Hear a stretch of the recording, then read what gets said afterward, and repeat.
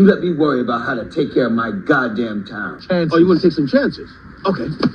Whose life are you willing to take a chance in gambling? You know that's not what I'm saying. Tell me. Because I want to know. What's up? I'm Ashley, and we're going to break down from Season 3, Episode 5. But before we get into it, I just have to say, seeing Dale stuck in that pool was the funniest thing I've seen all month. And it's very deserving of him. Let this be a lesson for all of us to just be patient, or you can find yourself being stuck inside of a concrete wall. But we'll get more into that later. Let's go ahead and get into this recap. We pick up where we left off last week, with Boyd and Ellis bringing Randall inside of the house, laying him on the couch. Marielle is telling everyone she needs some towels and something to stitch his face back up together. It's falling off. Meanwhile, Tilly in the background talking about why would they do that? Her and Ethan just be talking at the wrong time. But Randall starts having a fit and knocks Marielle down on the floor. That's when Boyd jumps in and tries to hold him down, while Randall is telling him, "You did this to me. You left me. You left me out there." Then we get to Kenny and Jade walking Christy inside of the clinic. They're like, "Where did this ambulance come from?" Boyd's like, "It was a long night. You don't even want to know." Then Marielle comes out and walks Christy inside. Boyd tells Kenny and Jade that Tabitha is back.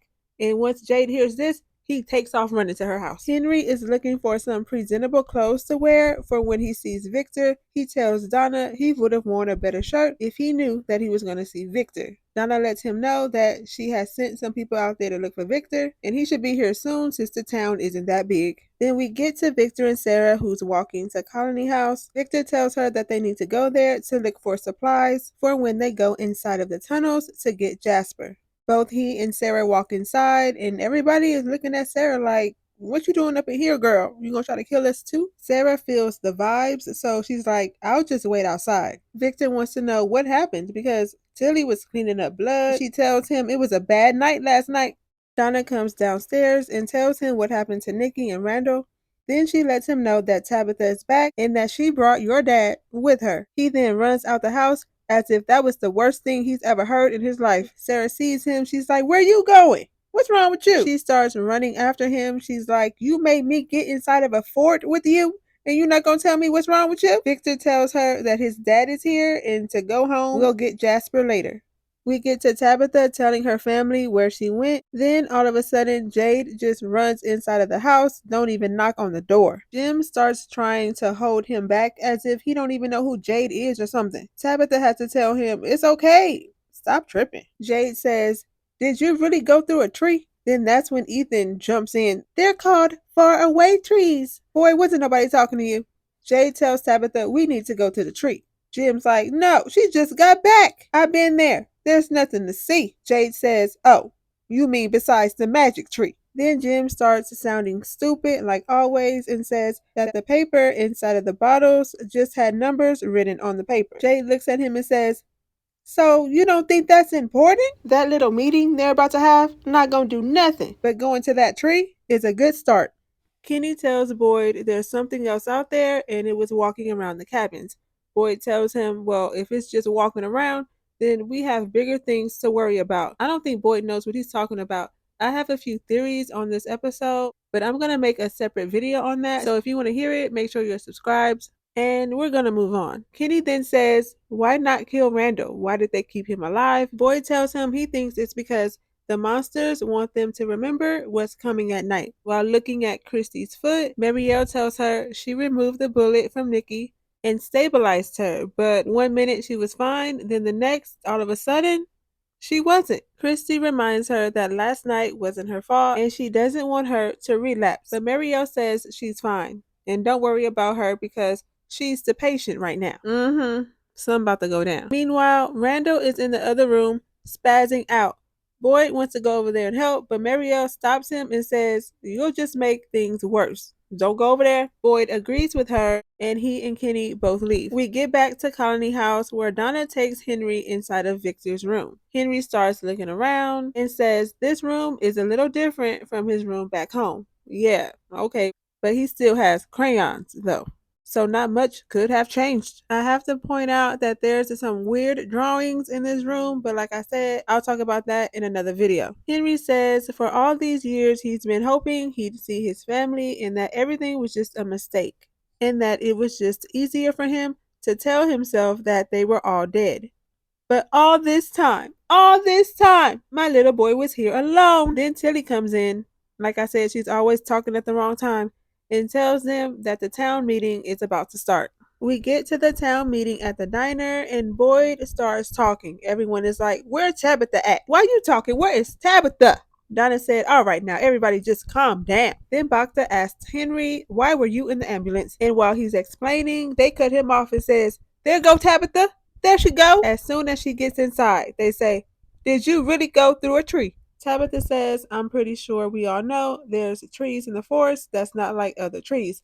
Then we get to Julie walking inside of Colony House up to Fatima's room to steal her weed. As she's doing that, she looks out the window and she gets a flashback of her and Fatima. And I'm like, uh-oh, that means death is coming.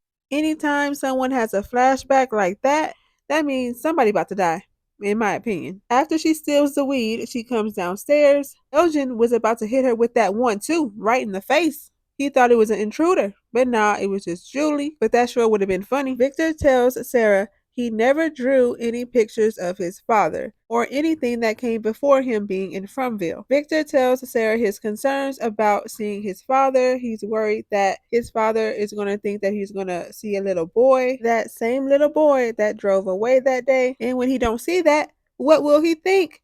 I'm pretty sure he's going to think years went by and of course you're older. That's what I think he's going to think. Sarah tries to make him feel better and says maybe he's afraid of not being that same person that little boy remembers. Elgin told Julie he sees a lady in a kimono and that he sees her now while he's asleep and while he's awake. Julie says, "Well, I'll take the creepy kimono lady over the screaming I hear in my head."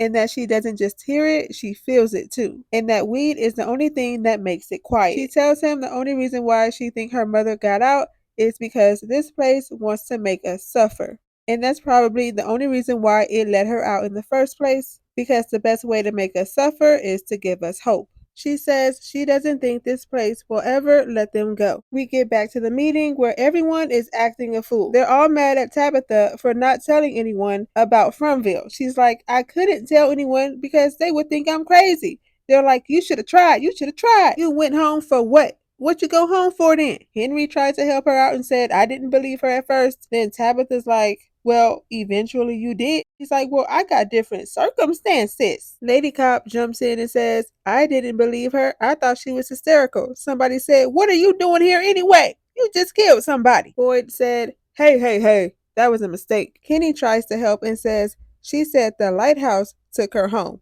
Everybody said, "Well, let's go to the lighthouse then." Fatima and Ellis was turning up in that place, okay? And we already know Dale was too. Fatima talking about she want to go home when she needs to stay there. She about to bring a little demon baby into the world, and she don't need to bring that into the real world. She needs to keep that in Frumville. She about to be a monster. She needs to stay there where she belongs. But people are still going off on Tabitha, telling her that people were going to believe her while Boyd is trying to calm everyone down. He tells everybody to just think about this. They said, "Think about what?" Boyd said, "We just can't go to the forest and hop into the first tree we see." They said, "Why not?" They so stupid. He said, "Because I went through the tree and ended up in a chimney. Almost killed myself." Dale got up and said, "I had it with your rules. I want to go home." Then walks out the door. Then people all need to just stay seated. Sit down, stay seated. They would have locked Tabitha up in a crazy house real quick. First chance they got if she would have told them about Frumville. And that is monsters that come out at night. They would have said, "Monsters?" Ethan asked Jade, "Why didn't you go to the meeting?" Jade tells him any meeting with more than 3 people is pointless, and his point was proven. Tabitha and Jim comes in the house, and Tabitha says, "We're going to the tree." Jim said, No, you not. Your family thought you were dead. And you trying to go back out there to that tree? Let's go over here and talk. He know how to get on my nerves. Him and Ethan, you can tell they father and son. Tabitha tells him, "I'm going to the tree. I'm not getting inside. I'm just going to show Jade where this tree at." Jim says, "Well, you're not taking Ethan. He went out there trying to look for you when you left. Okay? You're not taking Ethan." And she's like, okay, I'm not taking Ethan. He tells Ethan, "You're not going to go." He's like, "I want to help." She's like, "You're going to help by staying here." Boyd just had to tell him that last week. Then Jade and Tabitha go off to the tree. We get outside of the diner where Boyd asks Ellis, What's wrong with you? You and Fatima was lighting a match up in there. Ellis says she's just upset. Boyd said, oh yeah? Guess what? We're all upset. We need to calm people down is what we need to do. Ellis tells him, well, someone needs to do something around here instead of just sitting back worried about what can go wrong. Boyd said, oh, is that what I'm doing? Just sitting around? Ellis said, we need to take some chances. Boyd said, really? Okay, you want to take some chances. He turns him around and says, who are you willing to take a chance on? Huh? Whose life are you willing to take a chance on? Huh? Tell me, because I want to know. Who's next? Who's your pick? Any, mini, miny, mo. Exactly, that's what I thought. Before he leaves, he tells him what happened in that meeting was a dangerous thing and leaves him there looking stupid. Julie and Elgin go down to the basement where they're playing dress up with these clothes that looks like they're from the 80s. Then they find this Polaroid camera and starts taking pictures. It seems like they may be flirting a little bit, and once somebody starts liking someone, that means that they're probably gonna die. Boyd is at the station when the lady cop comes in and thanks him for what he did at the diner. She says, I can't take back what I did, but I think I can help. He said, oh, really? She tells Boyd, if you want people to stop focusing on that tree, you have to give them something else to focus on. Boyd got triggered. He said, I see. So you've been here less than a day and you already have the solution. Did you think I stuck up for you back there? You think we buddies now? One thing I agreed with in that diner is that you did not belong in that room. You killed someone. And you know what? Try not to kill someone else and let me worry about how to take care of my goddamn town. Thank you. Dismissed her real quick. But once she left, you can tell he instantly regretted how he spoke to her and probably realized she was making some sense. We get to Fatima sneak eating some more rotten food when Ellis walks in. He just wants to help, and she eventually tells him that she's been eating this rotten food and that she thinks something's wrong with the baby. Girl, what about something's wrong with me? It's always, I think something's wrong with the baby, and never, I think something's wrong with me. There's something wrong with you too. We don't really get to see his reaction or anything, but I'm sure we'll probably get to that next week. Ethan walks out the house and sees Henry. He asks Henry, what are you looking at? Henry tells him that he notices that there's a motel sign, but no motel, even though there's a sign that says pool and there's a pool right there. So where the motel at? Which is a good point. Where the motel at? Ethan tells him he's gonna walk to the barn to feed the animals and if he wanted to come with him. Henry says, yeah, so they start walking to the barn. And while they're walking to the barn, Henry tells Ethan he doesn't think Victor wants to see him. Then Ethan starts telling Henry about Victor's personality, about how he always gets grumpy and runs off, but he doesn't think that he does it on purpose, and he lets him know that Victor is his best friend. Then all of a sudden he says, oh, there goes Victor. Now, how did you know Victor wanted to be seen? Anyway, Victor and Henry had this emotional reunion. Victor said, I didn't know how to get home. It was nice to see. I love to see it. I really do. But I don't think it's always going to be good vibes and happiness and I miss you and I love you. For some reason, I still don't fully trust Henry. And I don't fully understand why Victor wouldn't draw his father in his pictures.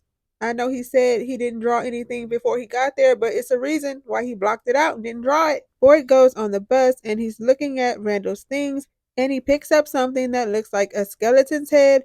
It looks something similar to the statues that were posted out in front of the cabins where the food was. Then Bacta comes onto the bus and lets Boyd know that what happened last night wasn't his fault. She tells him she's sorry for not being supportive at the meeting and that she knows that he was just trying to keep people from doing something stupid and that she'll have his back for now on. Jade and Tabitha are at the bottle tree and Jade says, what if the numbers in the bottles are dates? He also tells her that he saw those bald-headed kids in the tunnels and that they were saying Uncooey. He then shows her the symbols in the book and says if someone took the time out to write these numbers on these papers and put it inside of these bottles, it has to mean something important. Then here comes Dale walking up. Oh, so this is the mysterious tree. They're trying to tell him going inside that tree is not a good idea, but he ain't nothing but an ignorant fool. He's like, well, that's why you'll be sitting here with your thumb up your butt when I'll be back home, trying to get help for you. That's what a smart person would do. Thank me later. Then he goes inside of the tree. We get back outside of the bus where people are screaming. Boyd runs over there and it's a crowd. And I'm like, what they all looking at? What's over there? Then we see Dale stuck in the concrete wall of the pool. Dale over there stuck in the pool. The tree took him there. And that's what he get for not listening. Boyd was about to shoot him to put him out of his misery, but then Dale just went on ahead and died himself. Started bleeding out. Dale being stuck in that pool like that was the best thing I saw on TV this year.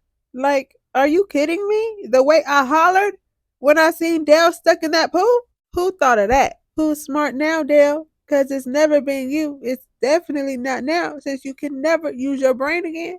Boyd then turns around and says, who's next, huh? You still want to go to that tree? Go ahead. Who's next? I'm trying to keep all of y'all alive. And I can't do that if you don't let me help you. Then Donna walks up and Boyd just shuts up like he's scared of her or something. But Donna looks shocked. Who wouldn't be shocked seeing somebody stuck in the concrete wall of a pool? R.I.P. to Dale. I don't think too many people are going to miss him, but still, R.I.P. Let me know if you're going to miss Dale or not. Will you be pouring one out? Are you willing to waste alcohol on Dale? Let me know. And let me know your thoughts on the episode and this season down in the comments so we can talk about it. And if you haven't already and want to see more videos like this, don't forget to like, comment, and subscribe. Thank you for watching this video. Let me worry about how to take care of my goddamn town. Thank you.